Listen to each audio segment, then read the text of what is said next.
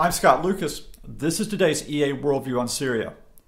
Is this a turning point in the battle for Aleppo? In the last few weeks, overshadowed by other events in Syria, insurgents have been making steady advances towards the biggest city in the country, Aleppo. They have moved on it from the northwest, taking areas, suburbs like Laramun. They have moved on it from the southwest in the past week, taking a number of positions and threatening to take 5 military targets. They have continued to hold their areas in the east, repelling a regime assault which we were told a few months ago was actually raising the prospect of an Assad victory. Does this mean that after stalemate, which has lasted since July 2012, that we could be seeing a tilt in the battle?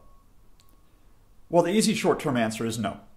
That when you're talking about a city which has a couple of million people, at least the pre-war population, when you're talking about a city which has a patchwork of neighborhoods, when you're talking about a city which has so many weapons in it, and when you have an Assad Air Force that has a lot of air power, which it will use on a daily basis, then the insurgents aren't going to be able to sweep through the city overnight.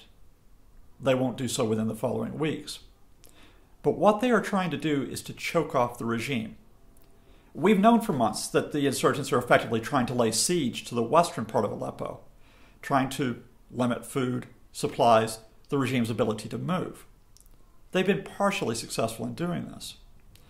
But what has happened in the last few weeks raises the prospect that they can start to tighten the noose. If they do cut off the roads in the southwest, and at least contain and possibly take over military bases in those areas, then the regime has a serious problem trying to get into Aleppo from that route. If the insurgents succeed in taking an Air Force intelligence base in Laramun to the northwest, a battle which is ongoing even as I speak, then they establish a main position, which is not only a symbolic victory, but they cut off command and control to a number of Assad's forces. If the insurgents move to the north of that position and take regime-held villages, such as Zara, then they cut off areas from which the regime has been launching artillery and mortar attacks. In other words, this is the type of grinding victory below the headlines that is significant. It is too early to tell whether the insurgents' offensive is going to be decisive. But at this point, there is something that can be said.